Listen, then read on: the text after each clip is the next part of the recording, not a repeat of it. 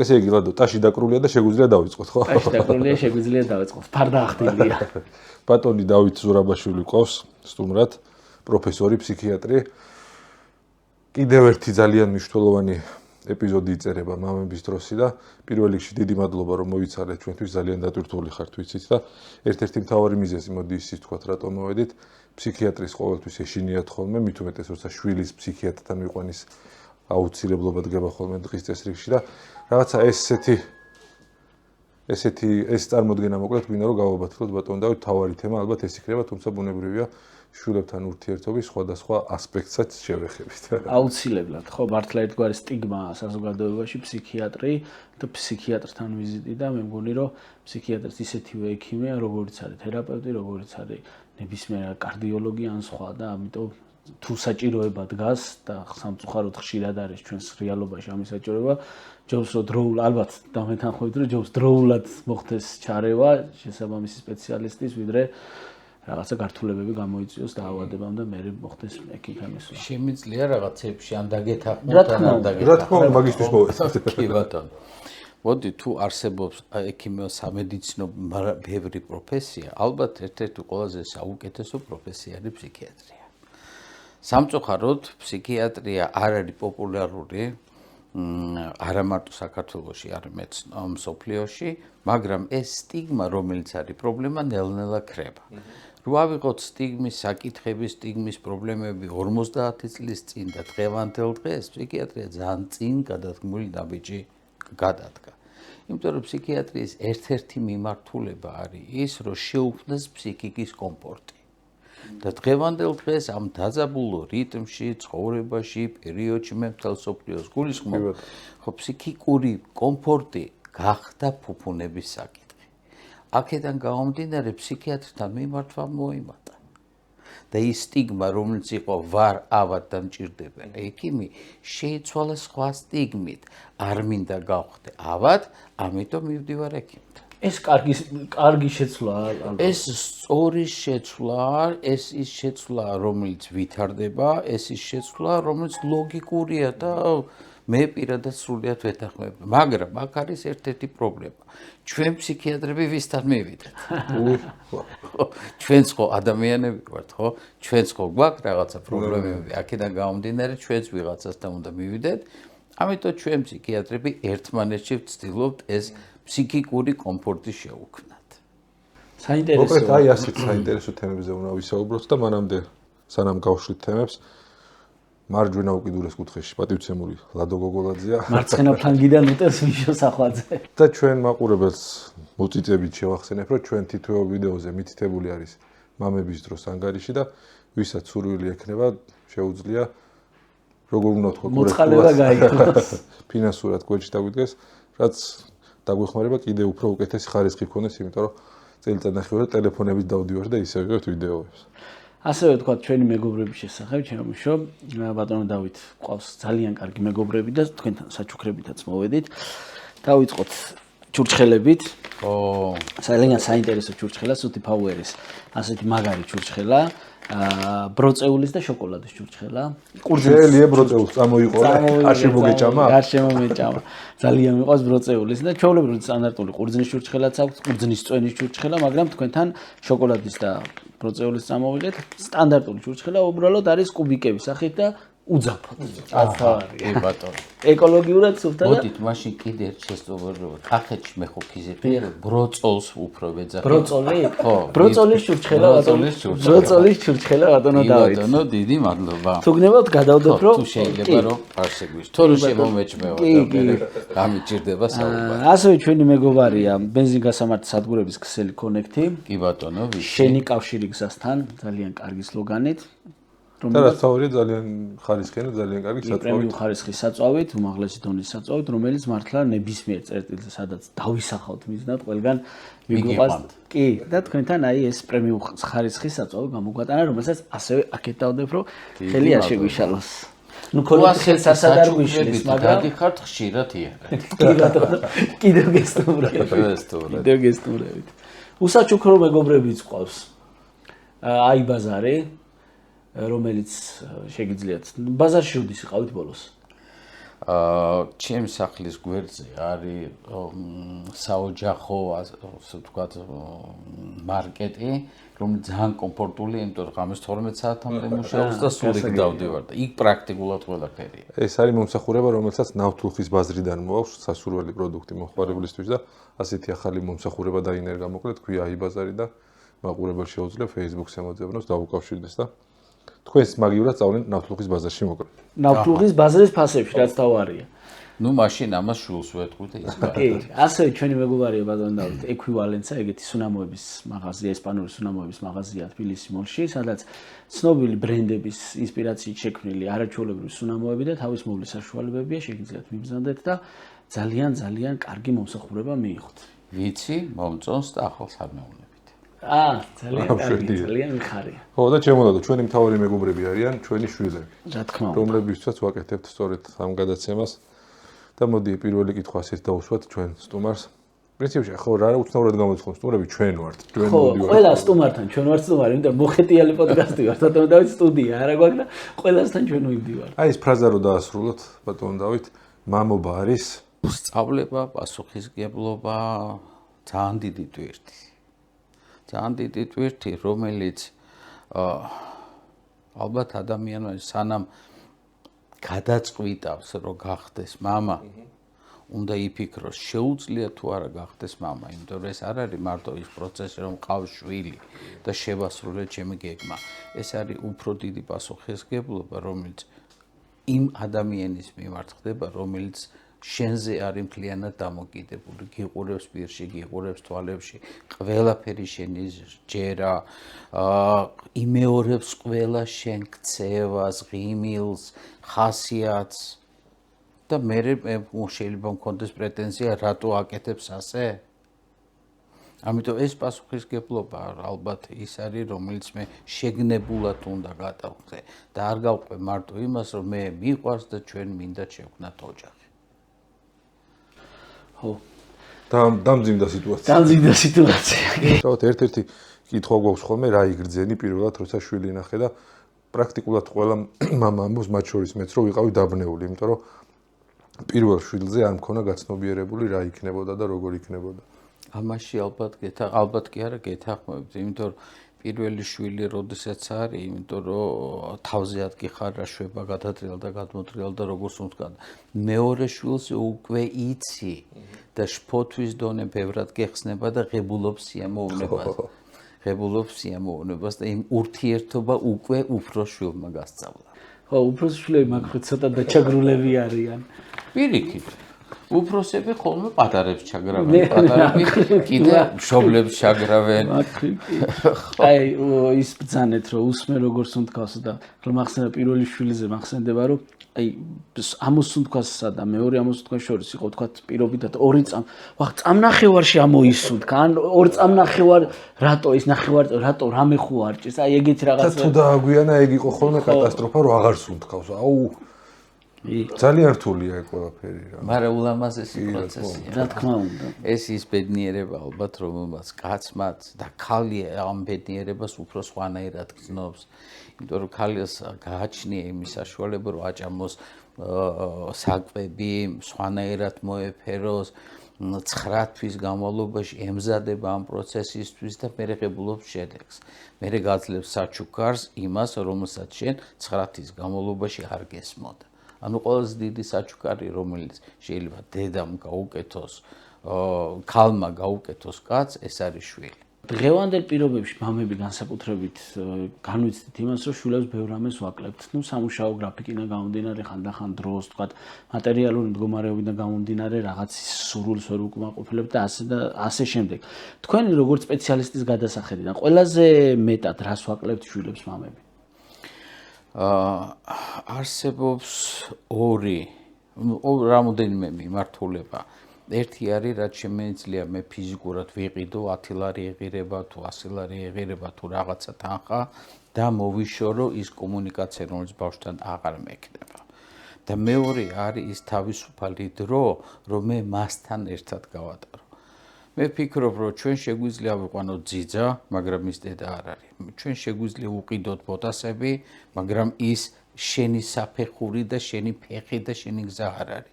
ამიტომ ყველაზე კარგია, როდესაც ბავშვი პატარას გულისხმობ ამ შემთხვევაში შენ ფეხსაცმელებზე ადგავს ფეხს და შენ იმასთან ერთად დადიხარ. ეს რაც დღევანდელ დღეს ან ახალგაზრდებს, ან გინდა დიდებს, ან გინდა ჩემთაობას ალბათ ნაკლები ქონდა. ანუ დრო, რომელსაც ჩვენ დაუთმობთ ჩვენ შვილებს. და არა მარტო მოყოლით, სადღეგრძელოთი, ესეც საჭიროა, რა თქმა უნდა, იმიტომ რომ კულტურა მაგიდის და ურთიერთობისაც უნდა ასწავლო.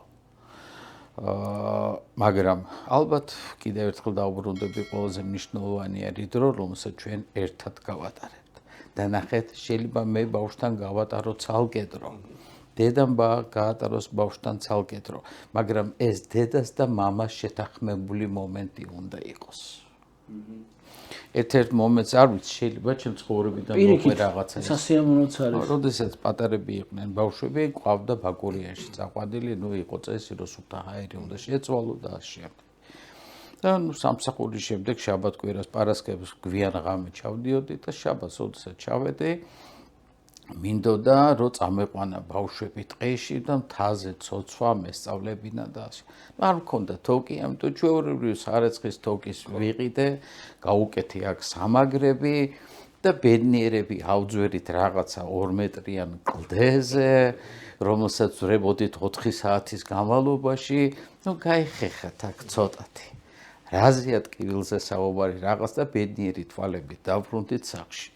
რაზეც დედიკო მაგრა დაგტუქსა. დაგტუქსა ბავშვს ეს რატო გაიხეხა და ასე შემდეგ. მაგრამ ეს არის ის პროცესი, რომელიც ჩვეულებრივად ხდება, მაგრამ ალბათ უფრო სწორი იქნებოდა ჩემ მხრიდან, რომ მე ეს რისკები გამეთვალისწინებინა. მე თქვა, როდესაც მოვა გახეხილი არ მიაქციო ყურადღება და უბრალოდ დაუმუშავე და არ გააკეთო აქცენტი მთაზე არ აწვრეთ. აი ესეთი ნიუანსები ქმნიან და ქმნის მშობლებს და შვილების ურთიერთობას.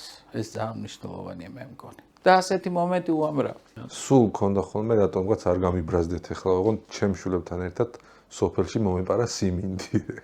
გებრიელი სიმინდი. შარშარ მოვახერხეთ თითო ტარო მოვიპარეთ და რატომ მქონა არ ვიცი, მაგრამ რაღაც თავგადასავალივით მინდოდა, რომ აკრძალული ხილის გემო გაეგოთ. მე ძალიან მინდა ჩემ გოგოებთან ერთად ლუდი დავლიო. ჯერ არც ერთი არ არის და რო გახდებიან აუცილებლად ავისრულო ექსრულე. ხო, ალბათ ესეთი შემთხვევები და ამბები ქმნის მოგონებას და უფრო მჭიდროს ხდის ურთიერთობას. მოდი მე ცოტათი რო ვიჩხუბო შეიძლება? რა თქმა უნდა შეიძლება. ლუდზე არ გირჩევთ. ხო. და მოპარვის ცნებასაც არ გირჩევთ. ვიცოდი რომ არ შეიძლებოდა, მაგრამ სურვილი გაქვთ. ერთი კათხა მხოლოდ. ხო, დიდი ხო 5 ლიტრიანი. არა, მაგხელა არა. აი გეტყვით რა ბოდიშლადო, რატო მინდოდა ასეთი რაღაც გაკეთება. წეღანად გზაში რომ მოვდიოდით, მაგას საუბრობდით, როგორ გავიზარდე მე. ეზოდან რო ამოდის, როგორიც ჩავიდა, ისევ ისეთი, აი ზედმეტად რაღაც კოპწია ადამიანად გამზარდეს, რაც დღევანდელი გადასახედიდან ბევრ დაბრკოლებას მიქმნის. ამიტომ მინდა ჩემმა შვილებმა რაღაც ჩემთან ერთად გააკეთონ თუ რაღაც ის ამოუშვან შიგნით ენერგია თუ არ ვიცი რაც აქვს დაგროვილი უარყოფით ისევ ჩემთან ერთად გააკეთონ, ვიდრე ჩემ გარეშე. არ მინდა რომ რაღაცნაირი ისეთი ტიპები გაიზარდონ, რომ ეზოში როგორების ჩავლენ, სუფთები ის მინდა რომ დასრულები და ტალახიანები ამოვიდნენ. მირჩევნია ასეთები იყვნენ სიმართლე რო გითხრათ. შეიძლება აქაც შეცდომას უშვებ, მაგრამ უშვებ შეცდომას მოდი მაშინ ვიპასუხო. ნამდვილად არ უშვებ შეცდომას, იმიტომ რომ ყველა ადგილს აქვს თავისი დატვირთვა, ხო? როდესაც გადიხარ ეზოში და სილაში თამაშობ, ხელი უნდა დაგესვაროს, რა თქმა უნდა, ამის გარშე არ შეიძლება. ეხლა სადღაც თუ მიდიხარ, სადაც არ უნდა იყო დასრული იქ, მაგრამ ეზოდან ამოსული ალბათ ატალახიანებული უნდა იყო. ხო. ანუ ეს ჩვეულებრივი პროცესია, კი ბატონო, ნორმალური პროცესია, იმიტომ რომ იქ ადამიანი გაერთო თამაშით, კომუნიკაციით, რაღაცით და ალბათ ვეთანხმები თქვენ სულს. სულდრად სწორია, ხო? იმიტომ რომ დასვრაც, ხო, ნიშნავს იმ თამაში ჩართულობას. ჩართულობას, ხო? მახსოვს ეს სკოლაში, როდესაც დავდიოდით, მაშინ ვიყენებდით ცარცს. ცარცი იყო და გვერდზე იყო ბალიში, რომელთაც წმინდავდით დაფავს. ნუ ის ბალიში ხშირად ვარდებოდა, ამიტომ ჩაცმულობა სკოლის ტანისამოსი მუდმივად იყო თეთრი რაღაცეები დასვილი. ნუ ამის გარდა კიდე იმათაც ცელქოვდით, რომ ვესროდით ერთმანეთს ბალიშს და ჩართულობა ძალიან მნიშვნელოვანია. ეს ჩართულობაც უნდა ასწავლოს მშობელმა, მამამ ან დედამ ბავშვს. ბატონო დავით, ცოტა დავამძიმებ კიდე სიტუაციას და ცოტა რთულ კითხვას დავსვა. როდის უნდა აგვენთოს განგაშის სიგნალი მშობლებს, რომ ბავშვს ჭირდება ფსიქიატრთან ვიზიტი? რაიმე სიმპტომი თუ არის ასეთი? მოდით მაშინ დავაკონკრეტოთ ალბათ ერთ-ერთი ნიუანსი. ყველა ასაკს აქვს თავისებური რისკის პერიოდი. ჩვენ ფსიქიატრები ბავშვებთან ურთიერთობას ვიწყებთ დაახლოებით 3 წლინახევრიდან 4 წლიდან. იქამდე უფრო ან ფსიქოლოგები ურთიერთობენ ბავშვებთან, ან ბავშვებთან ურთიერთობს ბავშვთა ნევროლოგი, უბნის ექიმი, რომელიც ხედავს მის ზრდა განვითარების პროცესს. შეესაბამება თუ არ შეესაბამება ასაკს. 3 წლინახევრიდან 4 წლისნახევრიდან და ზემოთ უკვე ჩვენ ვიწყებთ, ვცდილობთ დავინახოთ ან შევამჩნიოთ პროგნოზი, როგორი შეიძლება იყოს. და იმის მიხედვით უკვე ან საჭიროა ფსიქიატრია ან არა. ერთ-ერთი მომენტი, ყველაზე მნიშვნელოვანი, არის არაშესაბამისი ჭირვეულობა. ანუ ბავშვი ჭირვეულობს იმაზე, რასაც არ უნდა ჭირვეულობდეს. აი მაგალითად შეიძლება და კონკრეტულად მინდა და გავიტან ბოლომდე. ჯიბრიანს რო ეძახიან, აბაკუნებს ფეხებს, გორაობს იატაკზე, ყველაფერზე პირველი სიტყვა არის არა, აქ დარღვეული ძილი.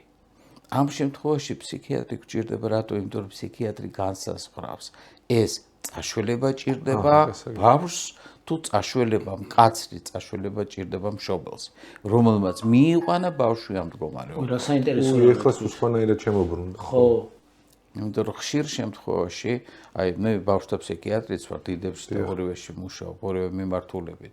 ხშირ შემთხვევაში, როდესაც მოდის ჩემთან მშობელი ბავშვთან ერთად, ბოდიში ვუხდი ბავშვს ან მშობელს, მეუბნებით, რომ ბავშვს მეწამალს არ დავნიშნავ, მაგრამ თქვენ საკმაოდ კაცრად და გეტყვით რა შეცნობები უნდა გამოასწაროთ.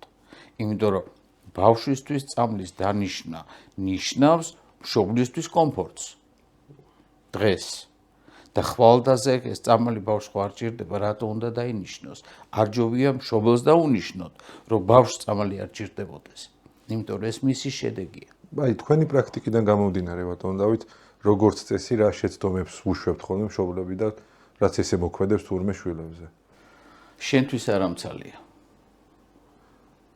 გინდა სიტყვით იყოს და გინდა საქციელი. გინდა სიტყვით, გინდა საქციელით. ოღონდ რაც გინდა შეგისრულებ, ნუ შემაწუხებ.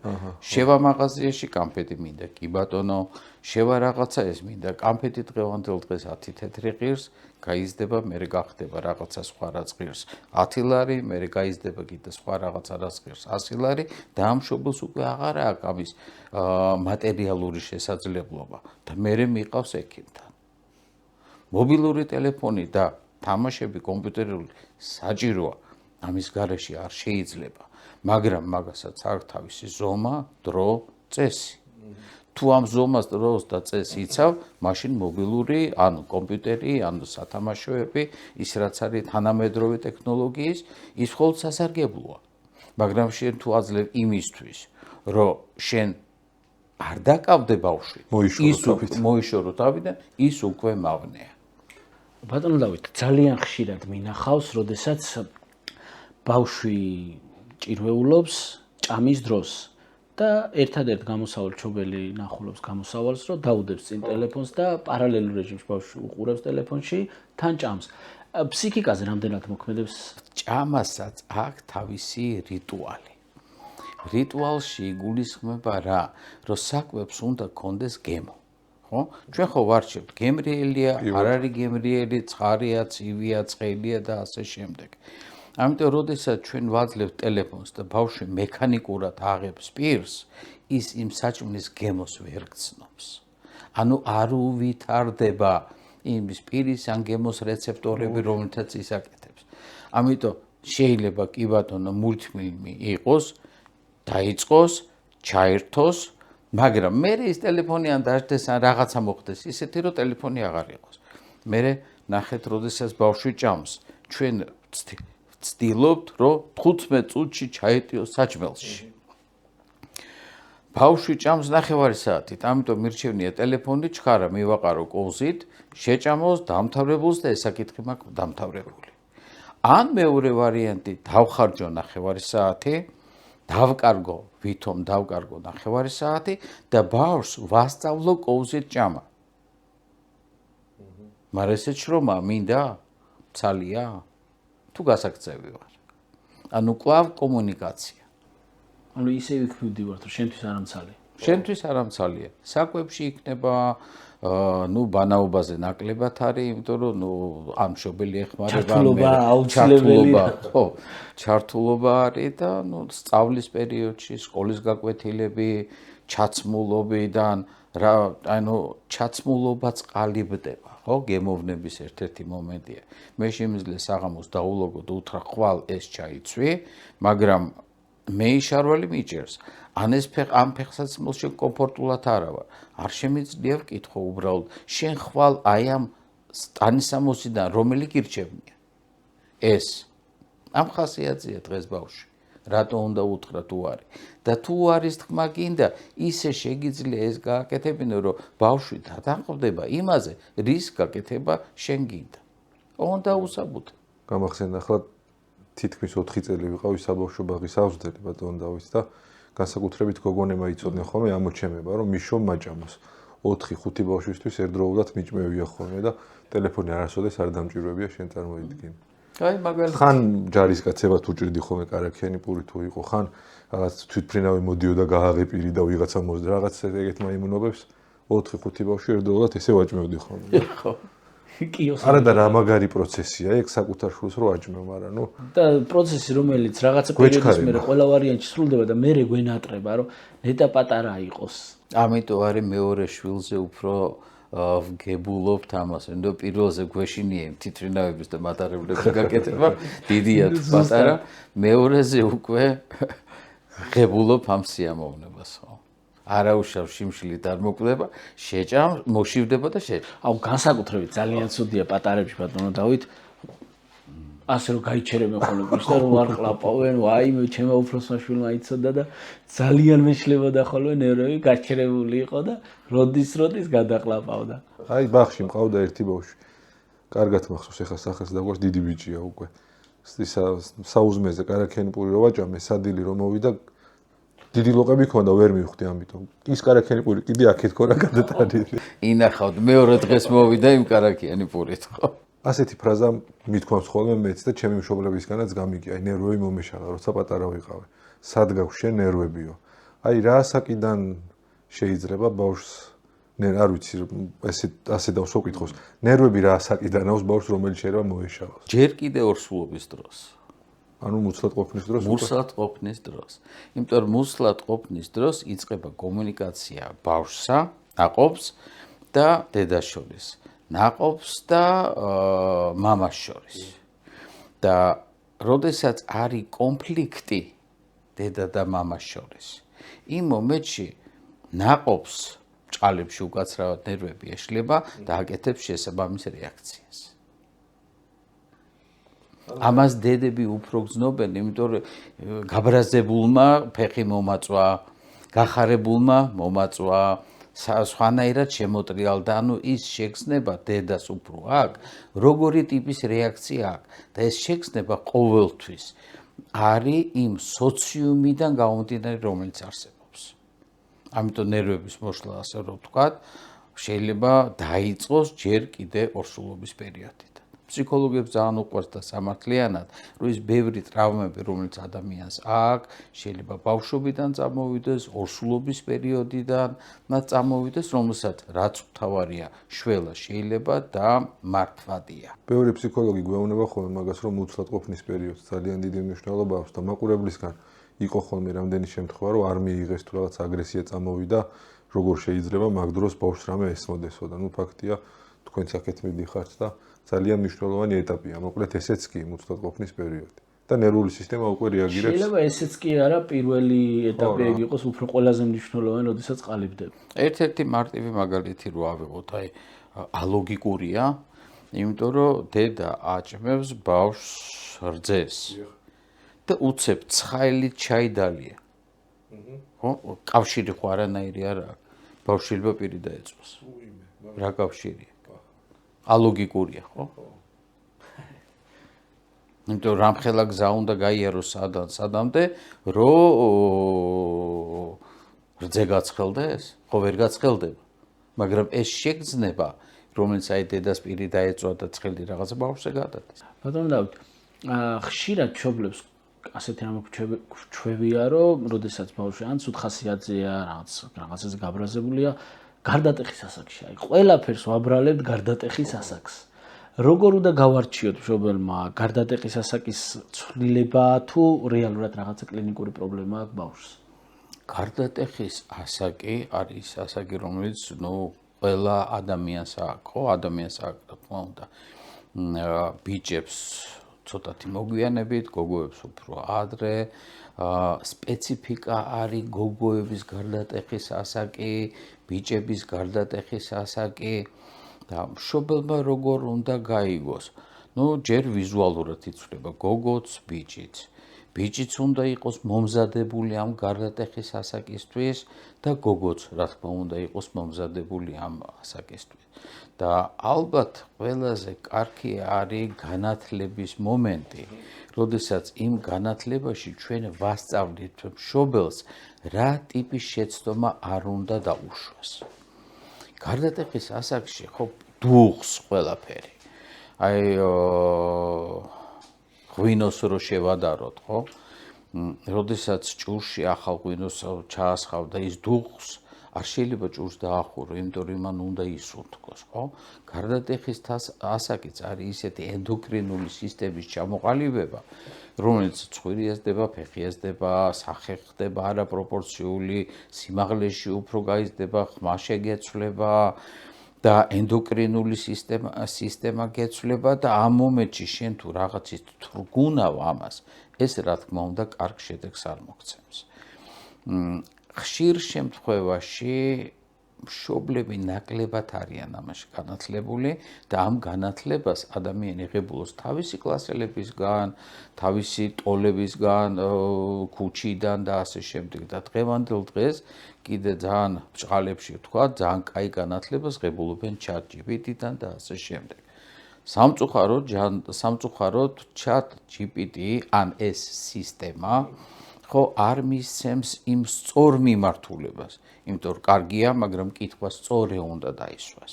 ბავშვი ამ შემთხვევაში სწორ კითხვას ვერ დასვავს. ამიტომ მშობელმა უნდა შეამჩნიოს, რომ ბავშვი რაღაცით წუხს. აქ კითხვა, რომლის დასვა მაგას ერიდება ან არ იცის. და მშობელს ეს გარდატეხის ასაკი გავლილი აქვს. ამიტომ ეს კითხვები მაგან უკვე იცის. იცის რისი კითხვა უნდა ბავშვს.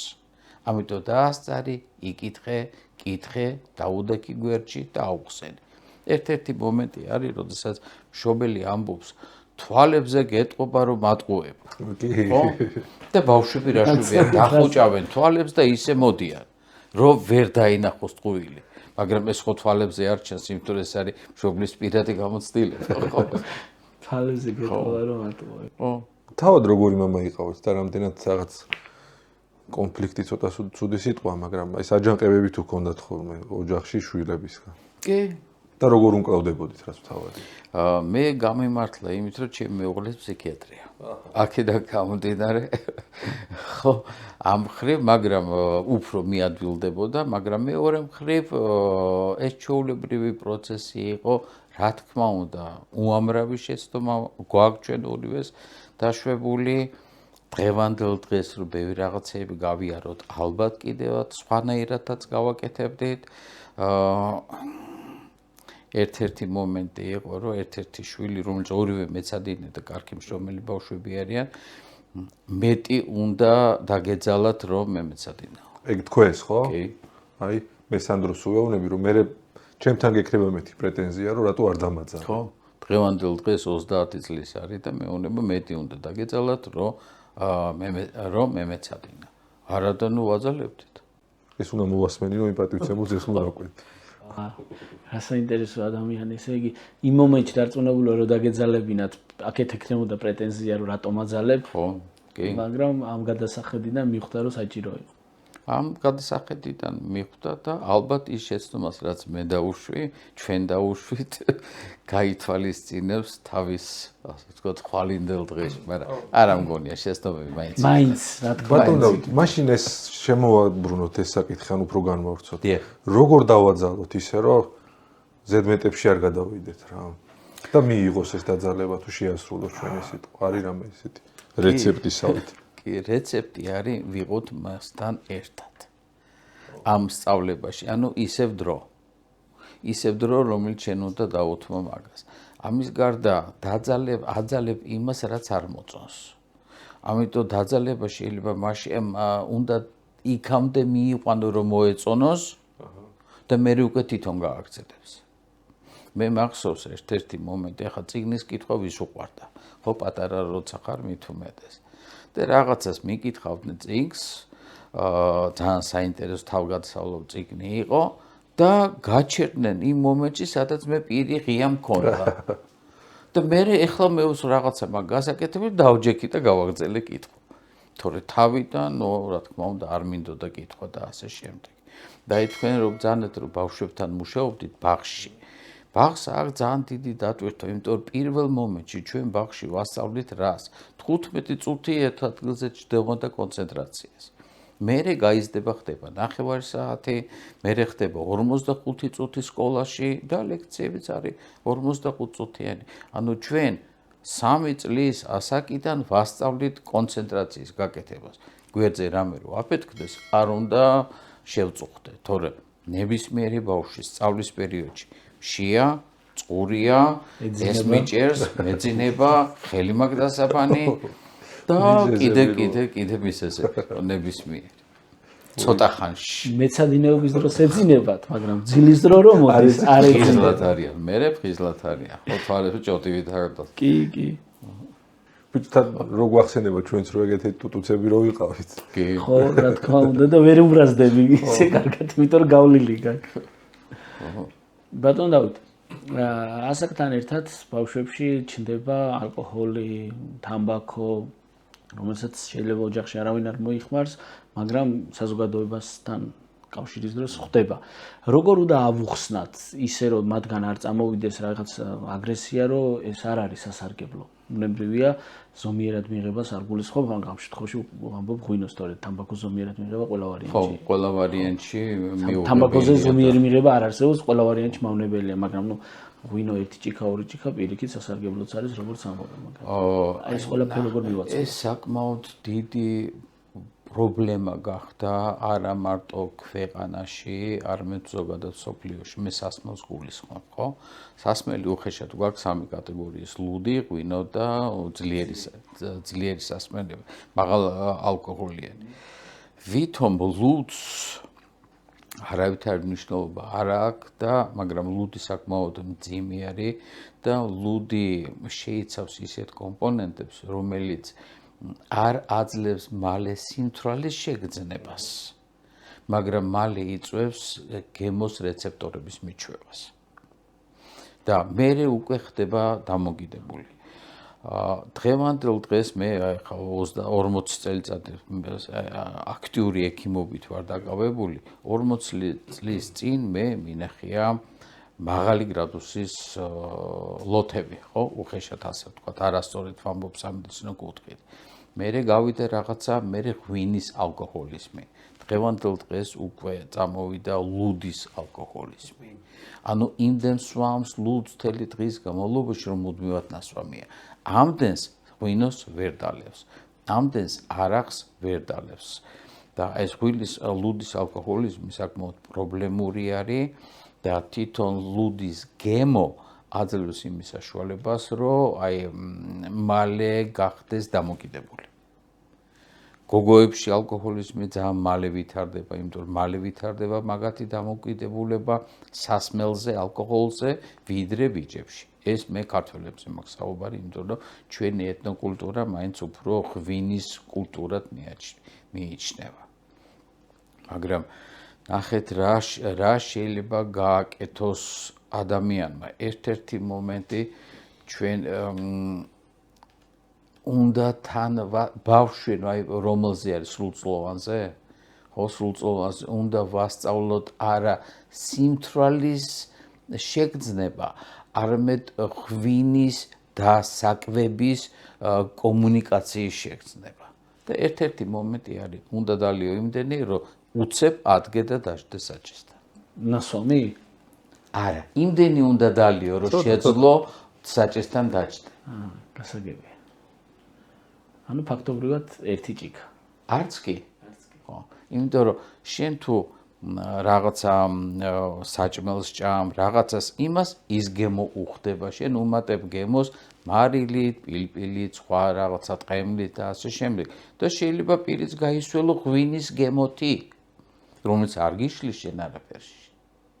და არა დათვლე. ცოტა წინა საუბარს უნდა დაუბრუნდე, ასეთი რაღაც თქვით ზეღა, რომ ყველაფრის შესრულება არც თუ ისე კარგ შედეგებს იძლევა. მაგრამ მეორე მომენტია, ბევრი არა თუ მოქმედებს უარყოფითად. კი. ძალიან კარგი კითხვა. აქ სადღაც ბალანსი დაგჭირდება. სწორი, იმიტომ რომ სიტყვა არა უნდა არსებობდეს.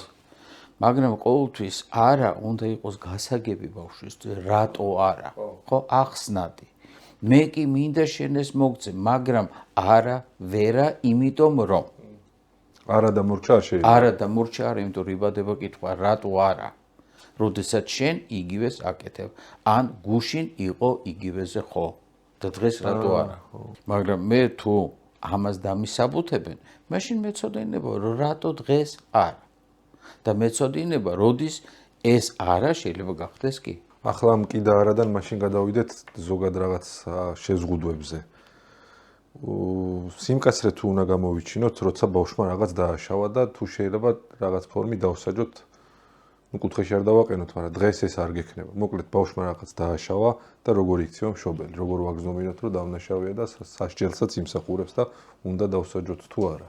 აი იგივეს ვიმეორებ, რომ არა არის დასჯის ერთ-ერთი ფორმა. დასჯა და არა თუ იქნება ახსნილი ბავშვისთვის, მაშინ ის გასაგებია. მე კი მინდა შენ ეს გაგიკეთო. მე კი არ მინდა შენ დაგსაჯო, მე კი არ გსჯი, შენ თვითონ შენი ქცევის გამო და ესაჯი საკუთარი თავი. და მე შემიძლია მოგეხმარო, დაგიდგე გვერდში, რომ შენ შემდგომში არ მოგეწიოს ამაზე დასჯა. ამიტომ მე შენთან ერთად დავისაჯე და გვერდში დაგიდექი, რომ ეს მეტი აღარ გაგიმეორდეს. ჩვენ კონვენცია ხო, ბავშვთა უფლებების და მოვალეობის კონვენცია, ჩვენ ძირითადად ვაკეთებთ აქცენტს უფლებებზე. და მოვალეობა არ გვაიწყდება. და ალბათ ჯერ მოვალეობა უნდა იყოს და მოვალეობიდან გამომდინარე უფლება. ხო, მოვალეობა ასად არ არის მართალი. ხო, მოვალეობაზე არასდროს აქცენტს არ ვაკეთებ. მე მინდა, ეს ჩემი უფლებაა. კი ბატონო, მაგრამ იმ უფლებას მოვალეობა მოყვება. მოვალეობის გარეშე უფლება არ არსებობს. და პირიქით. მაგაზე შვილებთან საუბარი ძალიან გონივრული ამბავია აშკარად. ხო, ფაქტობრივად ისე ვიდივართ პასუხისმგებლობის აღებასთან, ის მოვალეობაც ხო პასუხისმგებლობა რაღაცაზე, რაღაცის მიმართ. და კიდე ნახეთ, პასუხისმგებლობა აუცილებლად უნდა იყოს რაღაცით და შექება ჭირდება. ოჩახ შენ ეს როგორ გამოგივიდა, ხო? ოჩახ შენ ეს როგორ ქენი, ანუ ის პასუხისმგებლობა, რომელიც შენ აიღე, ის გამოჩნდა, მე დავინახე, მე ამით ვამაყობ. ანუ წახალისება უნდა წახალისება შექება ეს ძალიან მნიშვნელოვანია. იმიტომ რომ შენ თუ ბავშვს ასწავლი წახალისებას, ის ყოველთვის ლაღი იქნება. და ლაღი ადამიანი, ლაღი ბავშვი, ნუ ყველგან ლაღია. სირთულეც რო შეხვდეს, ის იმ სირთულეს ლაღად და თავისუფლად გადალახავს. მე უნდა ვაღიარო ლადო, რომ ასე რასაც ბატონი დავით საუბრობს, ასე არ ჩავყოლილვარ, რომ არა და ის განმემართა და ვფიქრობ, რომ ძალიან რთულია მეტი, მაგრამ მე გამახსენდა, როცა სამსახურში რთულ დავალებას გაძლევენ, ის ხო უნდა შეასრულო რა. და სახლში შულთან ურთიერთობა სამსახურის რაღაც სულელურ არ დავალებებზე ცალე გაცილებით. დრო არა მაქვს ისე მაგასთან ვივდივართ. მამა მოვიდა დაღლილი აცალე. ხო, დააცალე, ხო. ბატონო დავით, დღევანდელი მოზარდებისთვის პოსტზე გამოხატული რეაქცია, ლაიქი არის ყველაფერი. ფაქტობრივად ვირტუალურ სამყაროში ცხოვრობენ და ვირტუალური იმიჯით ცხოვრობენ. როგორ დაუბრუნოთ საკუთარი თავის რწმენა ბავშვებს და რეალობაში როგორ დავაბრუნოთ და როგორ ვასწავლოთ თავის დაფასება. ოღონდ რეალობაში და არა იქ სოციალურ ქსელში. არ ვიცი ვიღაცა გამემბრაზდებ ურემზე გადავჭდეთ ისე? ხო, არ ვიცი, ნუ დღევანდელ დღეს ალბათ ეს დღევანდელი დღის პრობლემა არის. მე უფრო კითხვა მაგრამ 50 წლის შემდეგ რა იქნება? მაგას ვფიქრობ. აი ეგ ძალიან რთული კითხვაა. თორე მე ვიცი ასეთი რაღაცა, რომ აი 50 წლის წინ ან თუ 30 წლის წინ, როდესაც მობილურები არ არსებობდა, ჩვენ ყველანი ერთმანეთს მეგობრებს პოულობდით ხუწოთში. ურეკავდით, არ ვიცი, მაგრამ პრობლემა არ იყო. ეგ ამოუცნობი ფენომენია, ხო. ყველა ვიცოდით ვის ადიყო. ვინ სად იყო, ვიცოდით სად უნდა დაგვერეკა და ყოველთვის იქ ვიღაცა.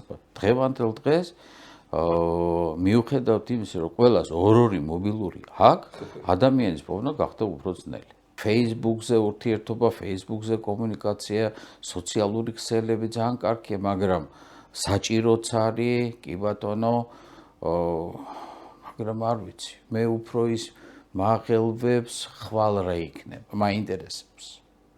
თორე დღევანდელ დღეს ბავშვს მობილური ტელეფონი არ ქონდეს და იმით არ სარგებლობდეს, იმ ენით, რასაც დღევანდელ დღეს მობილური აი სკრინი უწევ, თავისი ჩატები აქვს, თავისი რაღაცეები, ამის გარეშე შეუძლებელია. ერთადერთი ძალიან კარგი პროგრამები არის, მე ამაში კარგად ვერ ვერკვევი, მაგრამ ვიცი რომ არის, რომელმაც შეიძლება დაბლოკოს არასასურველი ინფორმაციის ამოსვლა, რა ძალიან მნიშვნელოვანია. ეგ ძალიან მნიშვნელოვანია გეთანხმები. ლადო, შენ უფრო ერკვევი და ბარი მხუარით ვიქრებ. ხო, family link-ი იყო, მე ვიყენებდი ჩემს უფროს გოგონასთან, შენ მასწავლე ეკი. Google-ს აქვს ეგეთი აპლიკაცია, family link ქვია, ბავშვის ტელეფონშიც იწერ, შენ ტელეფონშიც და შენი ტელეფონიდან აკონტროლებს სრულად ის, რას აკეთებს თავის ტელეფონში, რომელ აპლიკაციას რა დროით გამოიყენებს, ზოგადად რა აპლიკაციებს იყენებს, რა საიტებს ნახულობს. ფაქტობრივად იმის ტელეფონში ხარ თავიდან ბოლომდე. უბრალოდ პირად მიმოწერას ვერ ნახავთ. ასევე ამ family link-ით შეგიძლია აკონტროლო გადაადგილება. მუდმივად არის გააქტიურებული ეს აპლიკაცია ბავშვის ტელეფონში და სად მიდის, როგორ მიდის, რა ადგილას არის, აბსოლუტურად ყველაფერს აკონტროლებ, მაგრამ გუგლს აქვს შეზღუდვა ერთი. 14 წლამდეა. 14 წლის მერე უკვე რაღაც აქტივობებს გიქრობს. ანუ შენ ვეღარ ნახავ შენი შვილის აქტივობებს 14 წლის შემდეგ. მაგრამ არის რაღაცა სხვა აპლიკაციები, რომელიც სამ ყველაფერს აგრძელებს და აღარ აქვს შეზღუდვა. იმიტომ რომ მე მქონდა ასეთი კლინიკური შემთხვევები, არ ვიცი ეს რამდენად თქვენ გადაცემაში, მაგრამ ზოგადად, როდესაც შედარებით პატარა 10-11 წლის ბავშვებს ტელეფონში, იმიტომ რომ ტელეფონის გარეშე შეუძლებელია, უვარდებოდათ ისეთი აპლიკაციები, რომელიც არც იმ სქესისთვის იყო მისაღები, არც იმ ასაკისთვის და ასე შემდეგ. და მე ბავშვებს ჰქონდა საკმაოდ დიდი პრობლემები. ამიტომ როდესაც ეს ვისწავლეთ, ნახეთ უკვე მშობლებს ვასწავლით, რომ გქონდეთ ეს მომენტი დაბლოკი. და ბატონო დავით, აი ძალიან პოპულარულია ძალადობრივი თამაშები. ეს რამდენად ახდენს ფსიქიკაზე გავლენას? რა თქმა უნდა, ახდენს გავლენას, მაგრამ ნახეთ, ყველა ადამიანს აქვს თავისი ენერგია, კალორიები დავარქვა, რომელიც უნდა გამოხატოს. მე შემიძლია ჩემი ენერგია გამოვხატო ან სპორტულ დარბაზში, ან ფიზიკური აქტივობით და ასე შემდეგ, ან გამოხატო ვიზუალურად, როდესაც ვთამაშობ. რა თქმა უნდა, სპორტული აქტიურობა, ანუ ენერგიის დახარჯვა და ამ ხრივ ძალადობა ბევრად უკეთესია, ვიდრე ის ძალადობა, რომელიც არის ტელეფონით, იმიტომ რომ იქ არის დაპროგრამირებული და რამდენად შეესაბამება ასაკს, რა ტიპის რეკომენდაციებს გაძლევს, რას გასწავლის, შენ როგორ უნდა მოიქცე, ეს ცოტათი ხო. იმიტომ რომ მე თუ ტელეფონი მასწავლის კარგ ქცევას, მე საჭიროების შემთხვევაში მოვიქცევი ისე როგორც მასწავლის. მე თუ ტელეფონს ზოგადად ვამბობ, მასწავლის ძალადობას, ნიშნავს იმას, რომ ძალადობა შეიძლება და ასე უნდა მოვიქცე. და მე გამიკვირდება, რატო ეს ხო ყველა აკეთებს. იმიტომ რომ ტელეფონშია. ანუ შეიძლება. გასაგებია. რახან თამაშებს და ინტერნეტს შევეხეთ და ასე შემდეგ. ცოტა საჩუთი რო თემაა, მე მგონი არც გქონია რა ამაზე საუბარი. როგორ არ გადაცემა ხო? პორნოგრაფიას მინდა შევეხო რა. დედებმა იციან ხოლმე გამიგია, რომ არავ ჩემი შვილი პორნოგრაფიას არ უყურებს. რეალურად რა თქმა უნდა უყურებს. აი რა ფსიქიკისტვის არის საშიში ან რაღაც დოზებიც არსებობს აქ. მოდით მაშინ განვარტოთ პორნოგრაფიის ცნება. სადაც ნუ ეს სექსუალური სცენები უხეშად და ფართო პლანეტ როგორ არის? რა ასაკისთვის? ბავშვებს გულისხმობ, არ ვიცი, 14 წლიდან სიტყვაზე. მოზარდები. ხო, ნუ ალბათ ეს არის ისეთი მომენტი, რომელიც უმრავლესობა ბავშვები უყურებს, ვერ გავიქცევთ. ძალიან ხელმისაწვდომია. ხელმისაწვდომია, მაგრამ ის ვინც უყურებს, შობლები ნაკლებად ხვდებიან იმას. უყურებს ბავშვი თუ არ უყურებს, იმიტომ რომ 2 წუთს ყოველთვის ნახავს ისეთ მომენტს, სადაც ეს ნახოს, ან მეორე მხრივ კლასელმა, მეგობარმა უთხრა, ურჩია, დაინტერესა და ეს ინტერესის სფერო ენდოკრინული პერიოდში მithumetes როდესაც გარდატეხის ასაკია, ეს ენდოკრინული თამაში ამასაც გულისხმობს ინტერესის სფეროს, იმიტომ რომ ადამიანი ყალიბდება თავისი სქესის იდენტიფიკაციისთვის, საწინააღმდეგო სქესის იდენტიფიკაციისთვის და ალბათ ეს ის პრობლემა, რომელიც განათლებაში უნდა წავიდეს. წავასწარი შვილს სიტყვაზე უყურებს პორნოგრაფიას, როგორი რეაქცია უნდა მქონდეს? მამას როგორი რეაქცია უნდა მქონდეს და დედას, იმიტომ რომ დედები ვიცი მაგაზე აბსოლუტურად განსხვავებული რეაქცია აქვს მამას. როგორი რეაქცია გამოვხატოთ ბატონო? ვეჭხუბოთ? ჩხუბი უფრო დიდ ინტერესს პატებს. იმიტომ რომ როდესაც მე მივცემ საშინელ რეაქციას, ესე იგი რაღაცა გაია. ხო, ესე იგი რაღაცა საინტერესო აკრძალულია, ხო? ანუ თუ აკრძალულია, ესე იგი საინტერესოა. მაგრამ თუ აქ იქნება ან მამის ან დედის ხრივად განმარტება, მაშინ საინტერესო აღარ ხდება. ანუ ინტერესის მომენტი უნდა დაუკარგო და არა გაუღვივო. რაც გააკეთა ჩემთან მიმართებაში, ოღონდ სიგარეტზე. მაგარი ამბავია. მე 5 კლასში ვიყავით ბატონო დავით, მამა მითხრა რომ სოფო ან ჩემი და დედა რო დაიძინებენ, დარჩი შენთან სალაპარაკო, მაგრამ მე 5 კლასელს რომ მამა მაგას მე ერთი სული მქონდა, როდის დაღამდებოდა რომ ქალებს დაეძინათ და მამა მეუბნება ასეთ რაღაცას, ახლა შენ იმ ასაკში ხარო, რომ შენი მეგობრები, კლასელები და ყველა დაიწყებს მოწევას. და გაგრძელება მგონია სტანდარტულად რომ არ მოწიო და რა. არ დავინახო რომ ჩამორჩეო. თუ დაიწყებენ მოწევას, შენც მოწიეო. იმიტომ რომ ბიჭებთან ერთად იქნები, ისინი თუ მოწევენ, შენ ხო ისე არ დადგებიო. უბრალოდ ერთს გთხოვო რომ არ დამიმალო, რომ ქუჩაში არ ვინმეს არ უთხრა რომ სიგარეტი მომეც, ფული მოგცე რომ იყიდო ხოლმე. მართლა რა მაგ პერიოდში მართლა ყველამ დაიწყო მოწევა, ოღონდ ყველა იმალებოდა და ეს მოწონდა რომ და დამალულიყო და მოეწია და მე აღარავის თან მქონდა დასამალე. აბსოლუტურად ინტერესი არ გამიჩნდა მოწევის, იმიტომ რომ ვისაც ისინი ემალებოდნენ, მე იმან მითხრა რომ მოწიე. ხო. ძალიან კარგი ტაქტიკა. 39 წლის ვარ და წეველი არ ვარ საერთოდ არასოდეს. მაგრამ გასინჯეთ. რა თქმა უნდა. გასინჯეთ და უკვე წინა პირობა იყო იმის რომ არ მოგეწონებოდა. ხო, თან აკრძალული ხილი არის ხო, აი, ჩემი მეგობრების უმეტესობა ვინც ეწევა, აი მაგ პერიოდიდან დაიწყო, აი ჩუმად ეწეოდნენ და მე რაღაცა პერიოდი ალბათ მიჩვევაც გამოიწვია და აი მე მაგ უკვე დასრულ ასაკში გავსინჯე, შეიძლება ალბათ მე-11 კლასში გავსინჯე. და სიამოვნება ვერ მივიღე. ხო, იმიტომ რომ უკვე ჩადებული იყო, სწორედ ჩადებული ის, რომ ეს არის, მაგრამ ნუ დღემდე სხვა ყველაფერთან ერთად მაგაზეც ვემადლიერებ მამაჩემს. ეხლა კიდე ერთი რთული თემა ალბათ ბოლო პერიოდში და საკმაოდ გახშირდა პრინციპში. ამბები, რომელიც შეეგძრავს ხოლმე. მოზარდების ძალადობას გულისხმობ რაღაც დაჯგუფებები ყოფილა თბილისში, რომლებიც სასტიკად უსწორდებიან თანატოლებს. თუ არის საშუალება მშობელმა ამოვიცნოს, რომ მისი შვილი ასეთია და მეორე კითხვა არის, როგორ მივხვდეთ თუ ჩვენ თან ის ბავშვები, ვისაც ჩაგრავდნენ, სახში არ ამბობდნენ, სავარაუდოდ და ის მიკვირს როგორ ვერ ხვდებოდა მშობელი და ან როგორ მივხვდეთ მშობლები რომ ჩვენი შვილები არიან ძალადობის და ბულინგს რო ეძახიან იმის მსხვერპლი. ან მსხვერპლი, ან პირიქით როგორ მივხვდეთ მშობლები რა. ნუ ბულინგის ხვერპლის გაგება ალბათ და დანახვა უფრო ადვილი არის, იმიტომ რომ ბავშვი როდესაც ბრუნდება სახლში, ბულინგის ხვერპლი ან მოღრმილი უნდა იყოს, ან დამტირალი, ან რაღაც გახეული უნდა კონდეს, ან რაღაცა უარი უნდა თქვას იმ კომუნიკაციას, რომელსაც ხვალ სკოლაში არის წასასვლელი, თუ სადღაც მასწავლებელთან, თუ სადღაც, ხო, სპორტულ დარბაზში თუ ამ შემდეგ. ან ინტერესი რო იკარგება რაღაცის მიმართ. ინტერესი რო იკარგება. ეხლა ის ვინც არის მოძალადე, იმას პირიქით ცდილობს იპოვოს ხერხლი და არ მაყოფილდება იმ ხერხლებით, რომელიც მის ირგვლივაა. ამიტომ ცდილობს გააფართოვოს თავისი ზემოქმედების არეალი.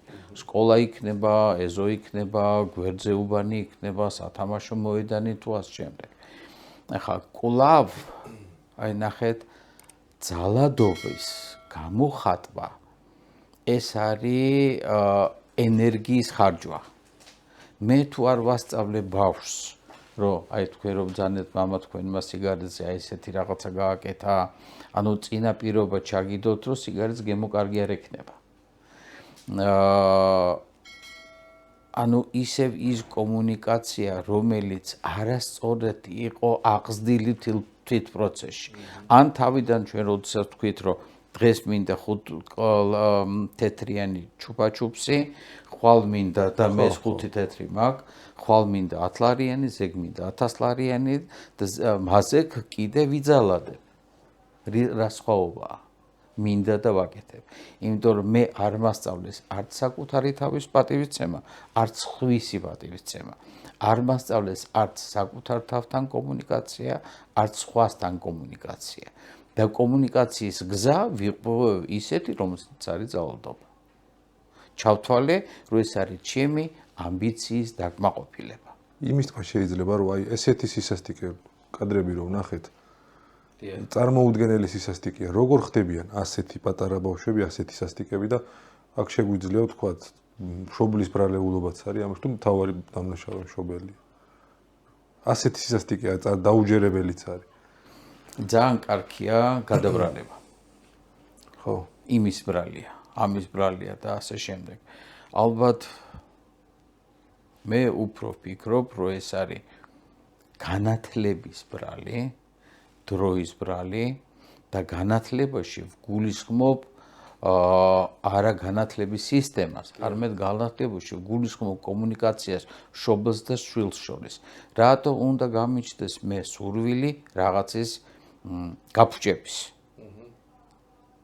ანუ ეს სტიმულირებული იყო ფსიქოლოგიურად, ხო, ფსიქიკურად, იმისთვის რომ გაფუჭება ჩვეულებრივია. და ამ გაფუჭების პროცესში მარტო ვიყავ. და იმისთვის რომ მარტო არ ვიყო, მე მჭირდება პარტნიორი. გვერდზე მყოფი ადამიანი, მეგობარი, ეგრეთ წოდებული მეგობარი. და მე ხომ მინდა მეგობარზე უკეთესი ვიყო. ამიტომ იმან თუ დაარტყა ერთხელ, მე უკეთესი რო ვიყო და დავარტყა ორჯერ. იმან სამჯერ. მე თუ წავიკითხე ერთი წიგნი, მეგობარმა წაიკითხა მეორე წიგნი. მე თუ ავწია 10 კილო, რა ქვია, ანუ ძელზე ავიწიე 5 ჯერ, მეგობარს უნდა რომ 7 ჯერ აიწიოს. ეს პროცესი კონკურენციისა. ერთმანეთის აი კამათის მევაჯობე რაში, ძალადობაში, ან წიგში, დარბაზში, სპორტში, სწავლაში და ამ შემდეგ. და ცუდის გაკეთება ბევრად უფრო ადვილია. ნაკლებ შრომას მოითხოვს. მაგრამ სამწუხაროდ კი არა, საბედნიეროდ ეს ცუდი ყოველთვის დაისჭება. შეიძლება დღეს არ ჩანს, მაგრამ ცუდი ყოველთვის ისჭება. ამ შემთხვევაში ისინი ზარალდებიან, ვინც არ არის, ვისაც არ აქვს შესაძლებლობა, რომ იმ ხელ აგრესიას სათანადოდ უპასუხოს. ხო, მაგრამ ის მეორე მხარე მაინც დაისჭება. დღეს ხვალ თუ ზეგ მაინც. სტრესი, ნევროზი, დეპრესია, ალბათ ყოველ მესამე ადამიანს ამ სამიდან რაღაცა მაინც გვაწუხებს. რატო ასე მომრავლებული ეს ყველაფერი და ზოგადად გაახალგაზრდავებული რატომ არის? იმიტომ რომ ჩემი მშობლებისგან მსმენია, რომ აი ჩვენ დროს ასეთი სიტუაცია არ იყო. როგორც ახლანდელ თაობებში, პატარა თაობაში. თქვენ გონიათ მშობლების პერიოდში ფსიქიატრები უმუშევრები იყვნენ? მაშინაც იყვნენ, დღესაც არიან და ხვალაც იქნებიან. ანუ სტრესი, დეპრესია, ეს არის ის მომენტი, რომელიც ადამიანს აუცილებლად უნდა კონდეს. სტრესი აძლიერებს ადამიანს. დეპრესია აძლევს გამოსავლის პოვნის საშუალებას. მაგრამ ნახეთ, თქვენ მეკითხებით დეპრესიას როგორც ავადმყოფობაზე, თუ მდგომარეობაზე. სტრესზე როგორც ავადმყოფობაზე, თუ როგორც მდგომარეობაზე. ავადმყოფობა არის აბსოლუტურად სხვა. თორე სტრესის გარეშე მე ხო არ გავძლიერდები. დეპრესიის გარეშე ხო არ გამოჩნდება ნათელი. ამიტომ დეპრესია მდგომარეობა ეს არის ხანმოკლე სიტუაციური, ცხოვრებისეული. სულ ერთ ხასიათზე ხო არ ვიქნებით. ასევე სტრესი უნდა მეტკინოს, რომ მე სიამოვნოს. მაგრამ ეს ტკივილი არ უნდა იყოს ისეთი, რომ გადავიდეს ავადმყოფურ ცნებაში. აი უბრალოდ ავიღოთ ერთ-ერთი მომენტი, ხო თქვენი მარჯვენა ხელი არის ამჟამად ეს კამერა, რომელსაც თქვენ იღებთ, ხო? კამერას მოყვება თავისი ელემენტი. ელემენტი რო დაждდეს, სტრესულ მდგომარეობაში ხართ, იმიტომ ჩაწერას ვერ ახერხებთ. და უცებ ტვინი იწყებს ფიქს, რა გავაკეთო, რა გამოსავალი ვნახოთ და რაღაცას მოიფიქრებთ. ანუ სტრესმა წინ აქციად. რაც არ გკლავს გაძლიერებს.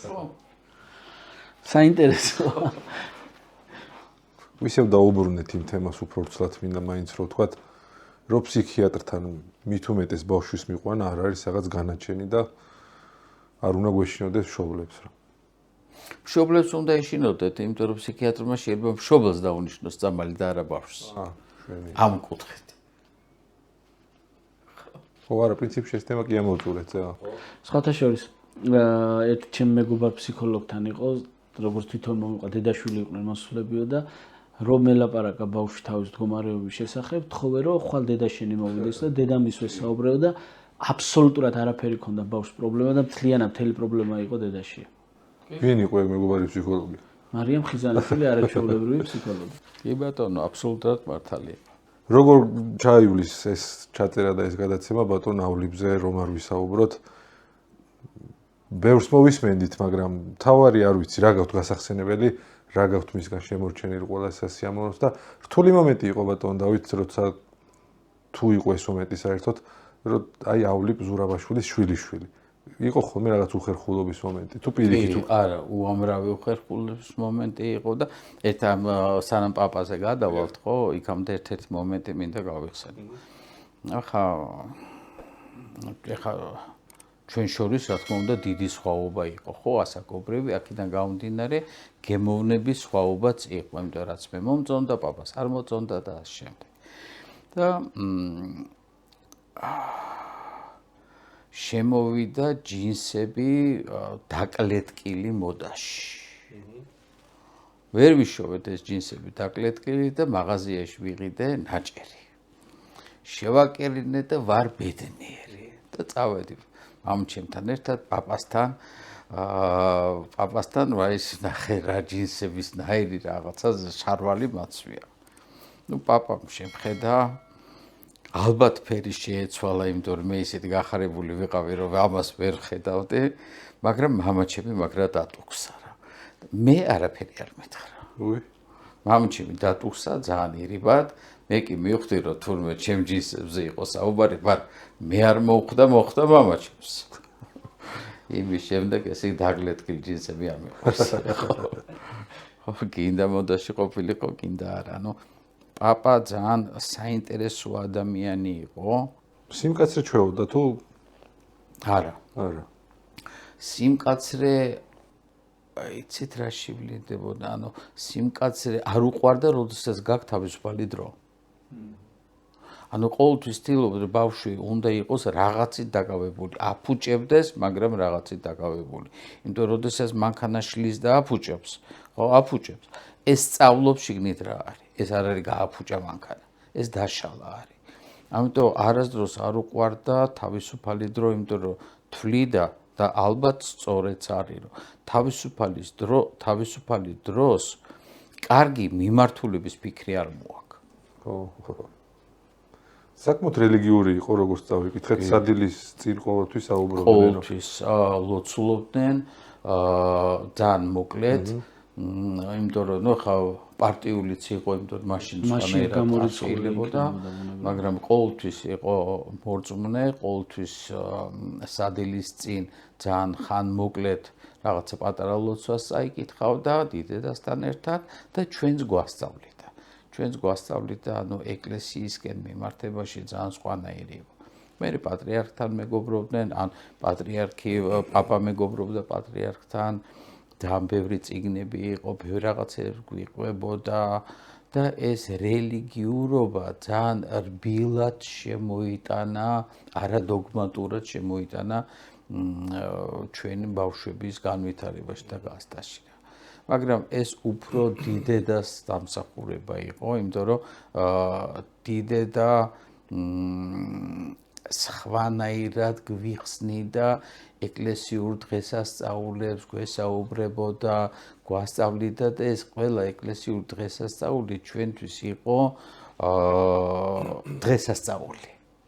სხვანაირად ართობდა ოთახს, სხვანაირად ალამაზებდა, რაღაცა კავეენებს მოგვიწყობდა, რაღაცა თამაშებს გვათამაშებდა. ეს ჩვენთვის აბსოლუტურად სხვანაირი იყო.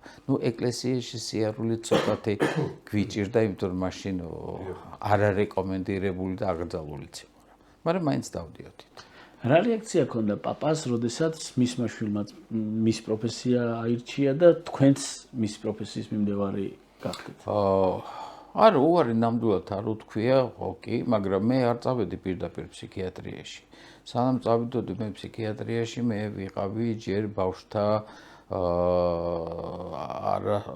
ნაადრევ დაბადებულ ბავშვთა რეანიმატოლოგი და ამ მიმართულებით მუშაობდი, მაგრამ ვერ შევძელი, იმიტომ რომ ეს ძალიან მძიმე იყო ჩემთვის. და მძიმე იქნებოდა მეტი. და მე წავედი ჯერ ბავშვთა ფსიქიატრიაში და მე უკვე დიდ ფსიქიატრიაში, ამიტომ მე ფსიქიატრიაში მეორე ნაბიჯი მაქვს. ძალიან საინტერესო ისტორია დიდედას რო უწინასწარმეტყველაო ბოშამ. კი. ეგ ისტორია რო გაიხსენოთ თუ შეიძლება. კი ბატონ, დიდედა იყო პეტერბურგიდან, მაშინ ლენინგრადიდან, დიდედა არ არის ქართველი, დიდედა არის შვედი. და როდესაც მიდიოდა სკოლაში თუ სადღაც ესე ბოშამ გააჩერა და უთხარი მომეციო რაღაცა, არ მახსოვს, რაღაცა მომეციო და გიმკითხავებო. კაი, კი ბატონო, გიკითხავებ და იმ ბოშამ უთხარ შენ რო გათხოვდები, მთელი ცხოვრების განმავლობაში ყავას და ბულს შეჭამ და შენი ქმარი იქნება აულისლუპოს, ხო? ბრაზიანი მგელი, ხო, დაახლოებით ბრაზიანი მგელი. დიდედას გაეცინა, გაუკვირდა, და როგორც პატარა ბავშვს დაავიწყდა. უკვე დაოჯახდა, გათხოვდა და პაპას ეკითხებოდა, ავლიპი რას ნიშნავსო? აულუს ლუპუს, ბრაზიანი მგელი. წარმოგიდგენია რანაირი ელდასავით და იქნებოდა დიდედასთვის გახსენებოდა განმავლობაში 90 წლის და მეტი სანამ იყო, ყოველ საღამოს ბულკი და ყავა. შეუსრულა იმ ციგას, იმ ბოშას ყველაფერი რაც იმან უწინასწარმეტყველა. რატო დაარქვეს ეს სახელი, ხომ თუ არის ცნობილი ეს ამბავი არ ვიცი. ეს სახელი არ ვიცი, მაგრამ ჩვენთან, დიდი პაპა დავითი, რომელსაც ყავდა რამდენიმე შვილი და ყველა შვილების სახელი იწყებოდა ასე. ასე? ასე. რამდენი შვილი ყავდა? 4. ასეთი რაღაცაც წავიკითხეთ, რომ კრემლის არაოფიციალურ კონსულტატ ფსიქიატრი იყო ბატონი ავლიპი და მის პაციენტებს შორის იყო ხრუშჩოვიც, რომელიც ალკოჰოლური ფსიქოზით იტანჯებოდაო და ბატონი ავლიპისთვის უთქვამთ, რომ ულაშევი გაიპარს, იმიტომ რომ სტალინს შეიძლება მიგანსგავსოსო და სტალინის და როგორ მოიქცა ბარებ თქვენ გააგზავნეთ მოგონჯობდი. მოდით ნახეთ, ავიღოთ ალბათ ასეთი ულაში არ გაუპარსია. ეს ერთი, აქედან გამომდინარე, მე თან ამის გარდა არასდროს არ საუბრობდა სამსახურებრივ რაღაცებზე, მით უმეტეს პაციენტებზე. არც სახლში, სამსახურში არ ვიცი და იყო პერიოდები, როდესაც უცებ მოვიდოდა სახლში, მახსოვს, პატარები ვიყავით და იტყოდა რომ 2 დღით მივდივარ და 2 დღეში, სასწრაფოდ მოვიდოდა, სასწრაფოდ წავიდოდა. არც დიდედა მიყავდა, მარტო მიდიოდა. სად მიდიოდა, როგორ მიდიოდა, რისთვის არ ვიცოდი და ეხლა დღევანდელ დღეს ამბობენ რომ კრემლში დადიოდა, მაგრამ რამდენად ეს სიმართლეა არ ვიცი. მაშინ ჩვენ ეს არ ვიცოდით და როდესაც ჩამოდიოდა, როგორც თქვა 2 დღის შემდეგ ჩამოდიოდა 2 დღის შემდეგ. თქვენთვის ალბათ კამფეტები მოქონდა, რაც თქვენთვის იყო აბსოლუტურად დამაკმაყოფილებელი იყო. კი ბატონო. წერან თქვი ბაბუა მეთქი და შემისწორეს პაპა არისო. აი როგორი პაპა იყო თამაში თუ თამაშობდით ხოლმე ერთად? დიდედასთან უფრო თამაშობდით ხო? დიდედა უფრო ესეთი იყო, დიდედას ჰქონდა დავალებული ჩვენი გაზდა, თამაში, სწავლება ყველა ნაწილში, რაღაცა ნაწილში და თავისუფალი დროის არქონაში. და პაპა კიდე იყო ჩამბარებელი გამოცდის, ამიტომ ჩვენ ვამზადებდით თეატრალურ დადგმებს, საბალეტო დადგმებს სახში და მერე საღამოს პაპა მშობლები იკრიფებოდნენ და ჩვენ ამ სცენებს ვდგავდით. მიუხედავად იმისა, რომ ასეთი დაკავებული იყო, ნახულობდა დროს, რომ შვილებთან და შვილიშვილებთან კომუნიკაცია ჰქონდა. ყოველთვის. ყოველ დღე 5 წუთი მაინც. ამიტომ ჩვენ ვერ გვძნობდით იმას, რომ აი პაპა მომენატრა. საჩუქრების გაკეთება იცოდა ხოლმე. დიდედა აკეთებდა, ფაქტიურად ეს მინდობილი ქონდა ის, იმიტომ რომ თან დიდედა როგორ აკეთებდა იცით საჩუქრებს, თვითონ პაპას სახელით კი არა, ჩვენ 4 შვილიშვილი ვიყავით ვართ და ჩვენ ერთმანეთს უკეთებდით საჩუქრებს. ანუ საჩუქარი არა იმან მომცა, ხო? არამედ მე უკეთებდი ჩემ ბიძაშვილს საჩუქარს, ის თავის ბიძაშვილს და ესე უკეთებდით ქაღალდებით და ვარსკვლავებს ჭრიდით, რაღაცებს ვაკეთებდით და ერთმანეთს ჩუქნიდით. ეხლაც კი მაქვს რაღაცები ისეთ შენახული, რაც მე დაბადების დღესზე მაჩუქეს თავისი გრამატიკული შეცდომები. ასეთი რაღაცა. ეგ ძვირფასი განძია ეგეთი მოგონებების. წარმოუდგენელი იუმორი ქონდა. რაც წაგვიკითხავს, ვიდეო კადრებიც არსებობს, პაციენტს რო ესაუბრება, თქვენ თუ გამოყვათ პაპას იუმორი? ეს ალბათ შემაშვილებმა უნდა თქვა. უშმურს არ გევარ. არა. ზოგადად, როდესაც პაციენტთან აქვს ფსიქიატრს ურთიერთობა და გასაუბრება თუ რაც ქვია, კონსულტაცია, რამდენად გეხმარებათ იუმორი? არა. იმიტომ პაციენტთან ურთიერთობის დროს იუმორს ალბათ ადგილი არ უნდა გქონდეს, იმიტომ რომ არასწორი იქნება აღქმული პაციენტის მიმართ და იუმორი არის ის კომუნიკაციის ფორმა, რომელიც სამედიცინო საქმიანობაში, ფსიქიატრიის სამედიცინო საქმიანობაში ალბათ არ უნდა იყოს. ანუ ექიმის მხრიდან, თორე პაციენტმა შეიძლება, რა თქმა უნდა, გაიხუმროს რაღაცაზე, საინტერესო რაღაცა მოყვეს, მაგრამ არსებობს ზღვარი, რომელსაც შენ არ უნდა გადააბიჯო, იმიტომ რომ მაშინ კომუნიკაციას ვერ შეძლებ პაციენტთან. ანეკდოტები არის, რომელიც არის შექმნილი მეწაღის, ბასეინის, აუზის და ასე შემდეგ, მაგრამ ერთ-ერთი რეალური ისტორია არის ის, როდესაც პაპა ტელევიზორში ძალიან დიდ პარტიულ სხდომაზე გამოვიდა სიტყვით და თქვა, ეს რეალობაა, რომ მე ძალიან მიყვარს ჩემი მშობლები, განსაკუთრებით დედა და მამა. ყველა გაეცინა სხვა ვინ არის რა და როგორ და შემდეგ, არა, მე დააკონკრეტა. მშობლები და მშობლიური პარტია, მშობლიური ლენინი და ამ მშობლებიდან განსაკუთრებით დედა და მამა მიყვარს. აი ესეთი ტიპის იუმორი ქონდა მაგას. მაგრამ როგორც ასეთი, აი სუფრაზე რო ვიცი ჩვენ, ან ანეკდოტების მოყოლა და რაღაც არა, მაგრამ მოსმენა უფრო ურჩევნოდა. ანუ ის მეწარის ამბავი უფრო ანეკდოტია? რა თქმა უნდა, ხო. და ყოველთვის უყვარდა ასე რაღაც ჩემზე რამე ანეკდოტი თუ გაიგებ მომიყევით. მოწონდა. ხო. ხო და ეს მეწარის ამბავი გამახსენეთ ერთი და მეც აღარ შეგატყვით. მეწახეს ესე იგი მაყოფილი პაციენტი მივიდა ბატონავი, დიდი მადლობა, კარგად ავარკურნალობაზე, ხვალ უნდა გამეწევროდა. პატივი მინდა გცევთო და თუ შეიძლება ფეხსაცმელი რო შეგიკეროთო. კი ბატონო, ზომა რა გაქვთო? ნუ რაღაცა 40 ზომა. ძალიან კარგია კი ბატონო და გავიდა. და მე 5 წუთში მოვბრუნ ბატონავი, თქვენ როგორ გირჩევნიათ ხუსლი წინ თუ გავუკეთო. ბატონო დავით, ბოლო კითხვასაც დავსვამასეც, რომ ძალიან ბევრი ადამიანისგან მსმენია, რომ დღეს გვჭირდება ავლებს ზურაბაში. ძალიან ბევრისგან. გვჭირდება. ავლიბ ზურაბაშვილი დღეს რო ყოფილიყო ცოცხალი, არა, რა თქმა უნდა, უმუშევარი არ იქნებოდა. ხო? არც მაშინ ძალიან კარგი იუმორი გაქვს. ხო. არც მაშინ, არც დღეს და არც ხვალ. ეს ჩვეულებრივი პროცესი. მაგრამ პაპა აი ნახეთ, აქ ერთი არის ის, რომელიც არის შექმნილი და ჩვენ ხვებათ, მაგრამ მეორე მხრივ პაპა იყო უფრო მეცნიერი.